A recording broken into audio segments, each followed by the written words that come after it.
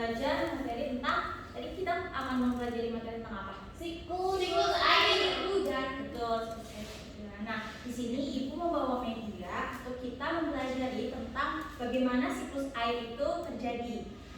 Baik, nah di sini anak-anak ada yang tahu apa itu siklus air?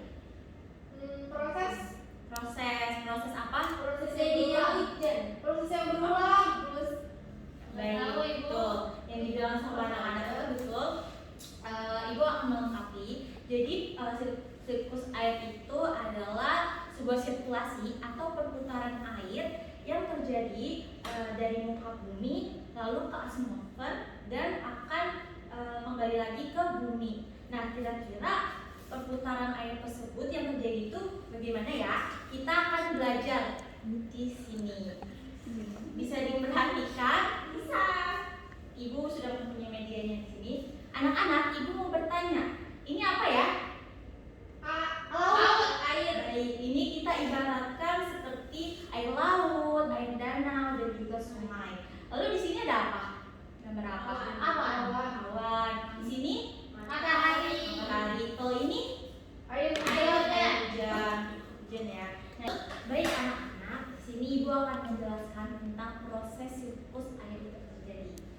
Jadi, dari air yang ada di laut, sungai, dan di danau ini akan mengalami penguapan yang diakibatkan karena dari panas bumi, yaitu matahari.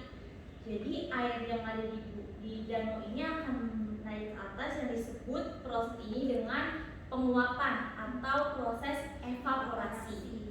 Selanjutnya, uap air yang naik ke atas itu akan membentuk awan, di mana kumpulan dari uap air tersebut akan menumpuk di awan ini menjadi titik-titik air.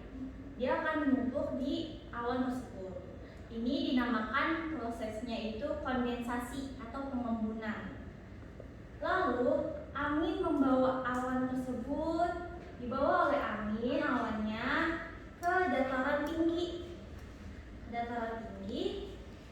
Awan ini di dalam partikel-partikel air yang tadi menumpuk di awan tersebut, awan itu sudah menumpuk partikel-partikel airnya, sehingga menyebabkan awan itu berwarna hitam.